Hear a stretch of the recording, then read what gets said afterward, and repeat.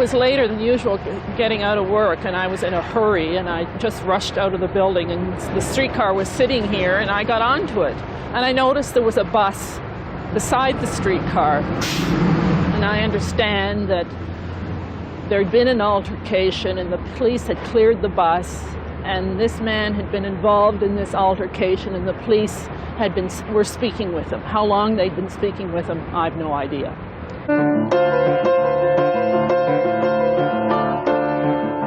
And the man then, almost immediately, raised his hand like that, and he had in his hand what I could see immediately was a hammer. I'd call it a fairly small hammer. And he stood and waggled this hand with the hammer in it, very briefly. I said to nobody in particular in the bus, "Oh, he's got a hammer," and watched, and then it stopped, and then I wondered what's going to happen next, and seconds went by, and then there were shots. I could see the fire of the shots. I could hear bang, bang, bang, bang. And I thought, again, I was moved. I shouted and called out in the bus, "Oh, he shot the man. Why did he shoot the man?" I don't know what was said, but there was no physical confrontation. There were two officers and this man. I could see no reason for it.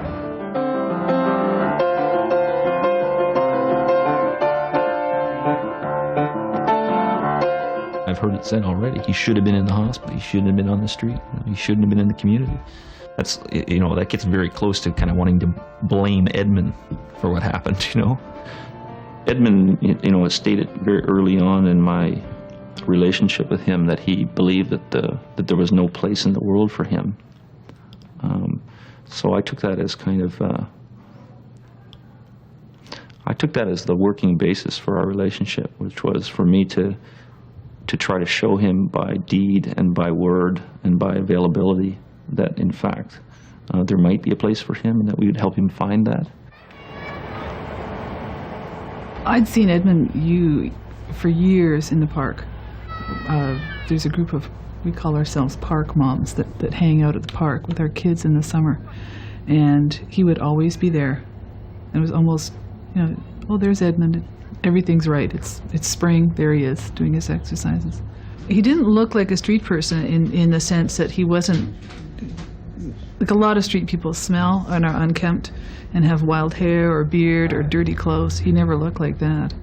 He always had some sort of sartorial edge to him. I wasn't afraid of him. I was wary of him. I never felt threatened by him. I also never made any overtures to talk to him, which, looking back, I regret.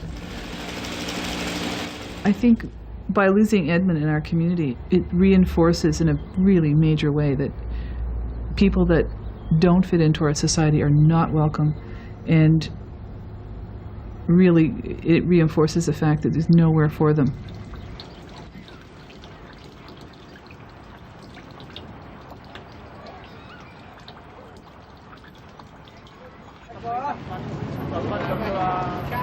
My name is Catherine Yu, and Edmond is my youngest brother. I was from Hong Kong. I came here in 1975. Edmond came here in 1982, after my father died. He really loved my father. He visited him every day in the hospital. He just had that kind of special passion for him. He missed him a lot. My father died, of cancer. That's during the last year of his high school. He struggled a lot, and that may be one of the motivation for him to really go for it, to be a doctor. After 2 years, hard working, he's really excited about getting into the medical school because, the first thing he did is, he used up all his scholarship to buy things for the family. Each one have something to share his joy. We have a lot of variety of clients who come, and some like to be quiet and have their own space. But Edmond really was colorful. lively, spunky. In our chapel, he would exercise, and he would do sit-ups and jumping jacks and one-hand push-ups, two-hand push-ups, clapping push-ups, and they would just go on. And you have to remember that he has layers and layers of clothing on. This is heavy, and he would do like knuckle push-ups, very difficult. And it was received with mixed reviews. Either people were very curious and thought it was very interesting, or thought that why is this guy doing this in a chapel?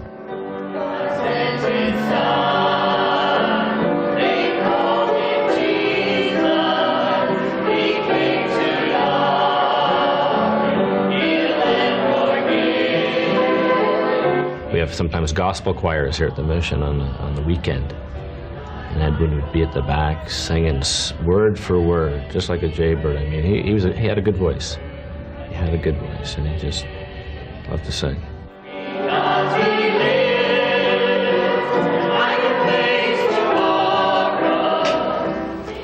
How you doing today? Not too bad. What can I I'm get for here you, sir? for grocery. Have you had groceries here before, sir? No? You have any identification? Great. I was able to help him get a health card.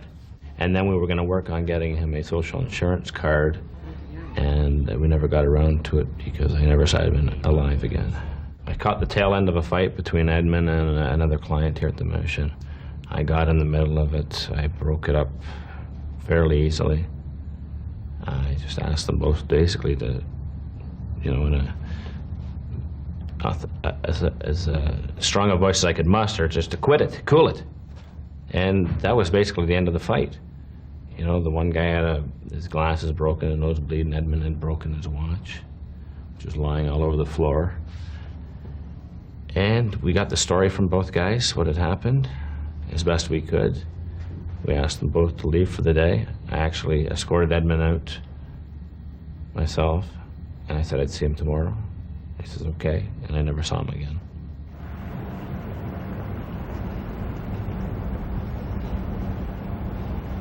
Somehow, for some reason, he seemed to attach himself to me. Anytime he was in a place and I arrived, he would stop whatever he was doing and come over and greet me, and we would spend the rest of the time there talking together. Many subjects, you know, basketball, martial arts, females, whatever. I was at the Scott mission the day he got into the fight. He was, in fact, attacked, okay? And he was defending himself. It was felt that he might have been over-exuberant. However, you know, when you're fighting, you don't stop to say, oh, gee, this is enough. And he was barred for a period of 1 day. Okay? Prior to that, I had never seen him behave in a violent manner. I never got any indications of violence from him. He needed help, okay? Because of if you were talking to him, the conversation would jump from point to point without ever resolving. However, that happens in most conversations. People just don't notice it as much unless it's with someone like that. Then it, you know, becomes clear. But most conversations jump from point to point without ever resolving anything. If you were listening to him talk, you'd realize that he wasn't just rambling. You know, he had his own philosophies developed through his past experiences and reading or whatever. But he did have his own view of life, and it could have been very valuable.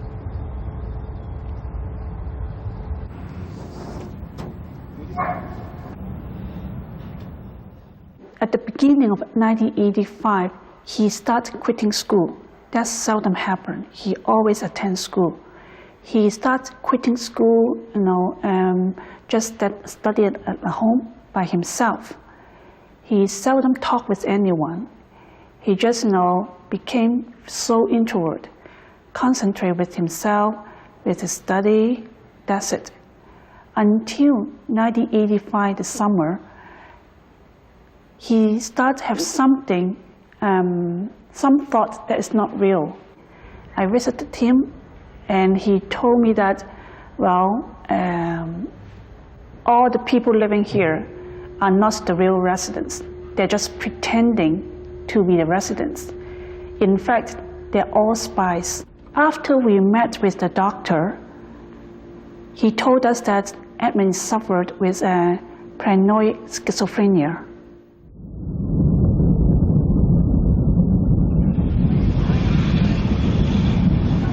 His mind was, I suppose if you were going to judge it in psychiatric terms, his mind was very hyperactive. He had many, many thoughts and many, many associations said rapidly. If he was anxious or overtired, those associations and those thoughts would appear much looser than would be for a normal person. A lot of how he presented himself and how he presented his thinking had to do with who he was talking with and how receptive they were, how hard they worked at listening, and how much they created an atmosphere of comfort and trust so that he could relax a bit and exercise his own natural controls over what was going on within himself. Edmond Yu would come in with backpacks and bags and dressed in a very unusual fashion, looking almost like Lawrence of Arabia. He would come in the library, go to a particular place in the library that he would feel safe in, and oftentimes he would sew. He would have his sewing kit there, and he made a very nice backpack, patchwork quilt. We really admired his handiwork. Or he would mend his socks. It's like setting up home. There was an incident. His bags were blocking the books, and I had to ask him to sort of regroup it, move it, tidy up a little. And Edmond became so angry with me. The look in his eyes were so wild and very angry. And what he was telling me, and I can't quote the exact words, but he was saying that, "Woman, don't look at me, don't talk to me." And I suppose this supports the fact that whenever he came to the desk, it was always a male librarian there. It was never myself sitting there. He would never ask me anything. We didn't know too much about Edmond Yu.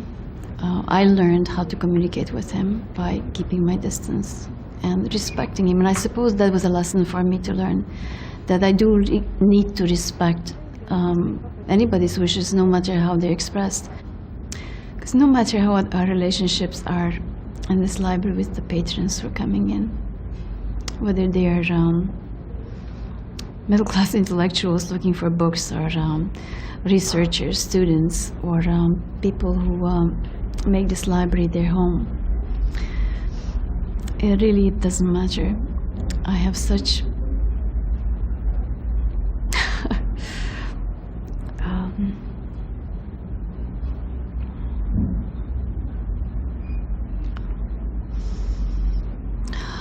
sorrow for the fact that nothing can be done about some of them. The lives are lost.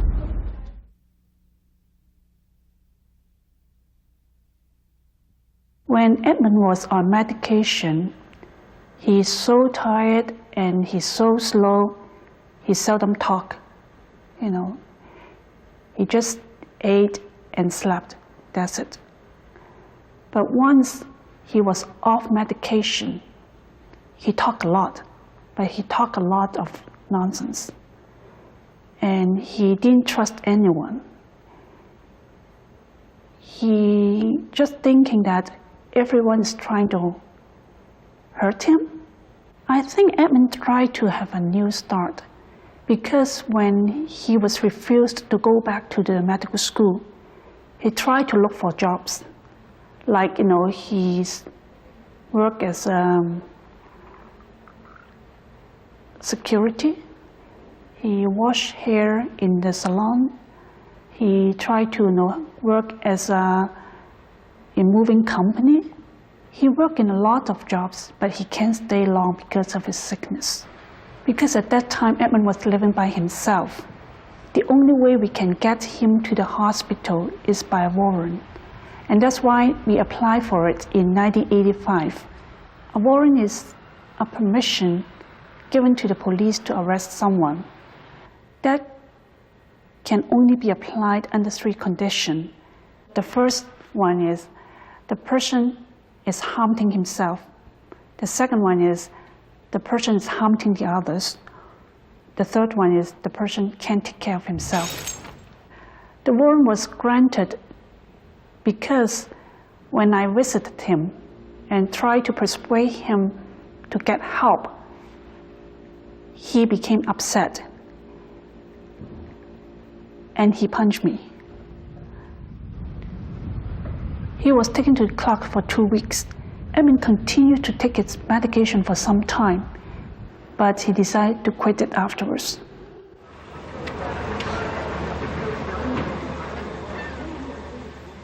I think we have problem understanding or accepting people who are very different from us.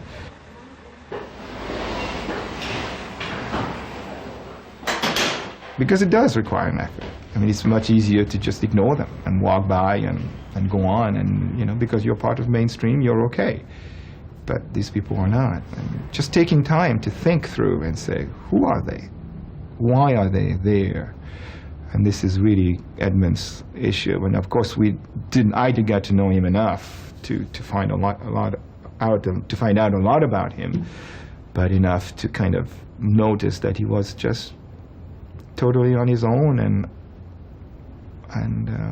he's built a little world because nobody else could enter that. He knew that I care for him because whenever he get into trouble, he will call home and call me to help him. If he knew that I care for him, I give him the choice either to be helped or I will leave him at that point. Maybe I should say no, I push him to make that kind of a choice. Finally, he decided to get help, to be on medication, to move in one of those midway houses for psychiatric survivor. When Edmond came home, we asked him about his life in the midway house. He told us that, he spent most of his time sleeping and then got up eating and then went back to sleep again. He played chess with the people there sometimes, but he's so tired and not involved with anything. He's not interested with anything. But after sometimes we talk with him and encourage him to do some exercise because of his weight. He gained a lot of weight. He asked me, are you like the sound of the wind? Or are you like the sound of a butcher chopping? And if you are like the sound of a butcher chopping, are you like one butcher chopping? Or are you like 20 butchers chopping? It's difficult to be sure of what he meant by saying that, but in the context of our conversation, I took it as him putting to me the question of trust. How much can I trust you?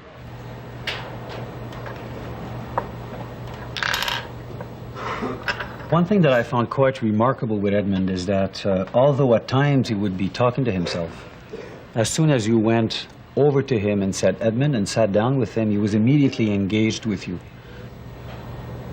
All of his intimate thinking was done out loud. So it was with the chess game that we played. So he'd sit here and he'd strategize. Oh, this is a pawn. Oh, now let's see. Yes, here. And at first I thought, this man cannot really play chess because he's going over the basic rules in his mind. And yet, the more we played, the more interesting the game became, and it ended up being a very tight game. And through it all, he would also philosophize about, the knight. What is a knight? And then he would have a little, a few things to say about the nature of a knight. I believe it's the nature of the mind to actually be in a dialogue with itself practically all of the time. And the difference between Edmond and most other people was that that dialogue was made out loud. So in a way, it made him far more transparent than someone who says nothing. A couple of weeks before Edmond died, he actually got up and he sang this old Beatles song, which when I listen to it now, I feel was so appropriate. Yesterday, love was such an easy game to play. Now I need a place to hide away. Oh, I believe in yesterday. Suddenly,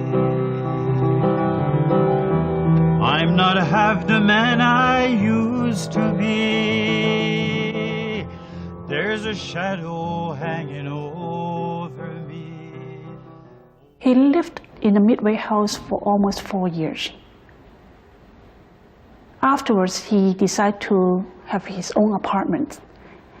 And that's why he told us about his decision. We tried to persuade him to stay in the Midway house, but he decided to move.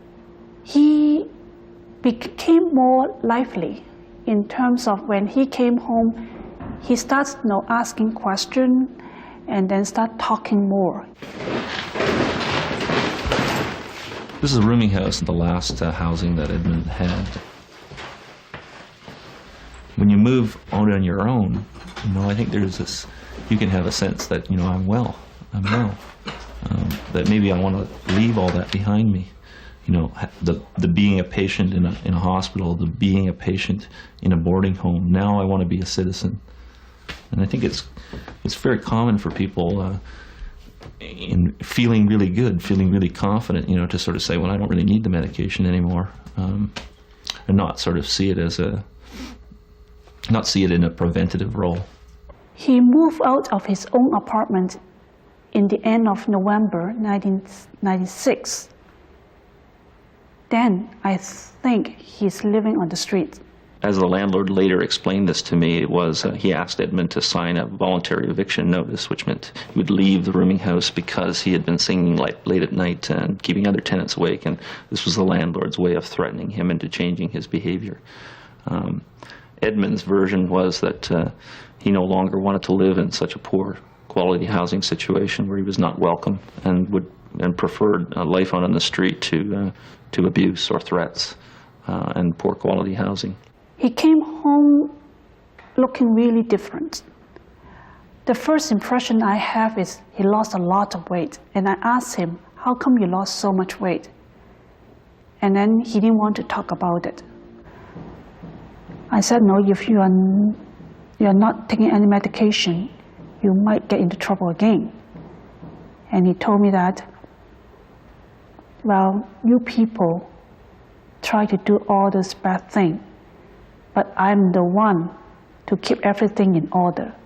As long as I'm here, you can't do anything. It just gave me an impression that, all those hallucinations came back. He's talking like what happened, when he first got sick. It was like Edmond said, here I am a big person. I am a big personality. I have a huge mind. I have a huge appetite for conversation with you, for contact with other people. I have a huge amount of endurance. I am prepared and able to endure suffering that you cannot endure. I am fearless about wandering out into the world in a way that most people would never even dream of doing. When he moved in to the Midway house, we really have a hope that he can be cured someday. We keep on hoping. And we try to let him know that if he wants to have a new start, we are there for him. We'll do our very best for whatever he thinks, is necessary for him to have a new start. And that's why we keep on hoping. And we keep on praying for that. And that's why when I know the news that he was dead, it's really difficult. And why, after all these years, that's the result of it.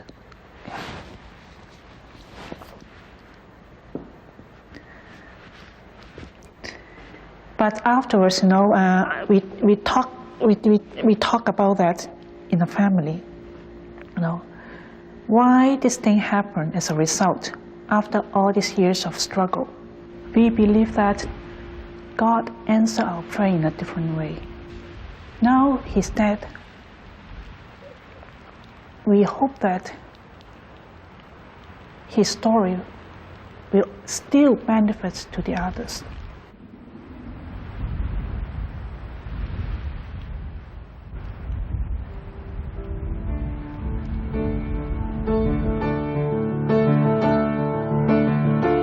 Walking on beyond all reason, you found it hard, stronger than the world.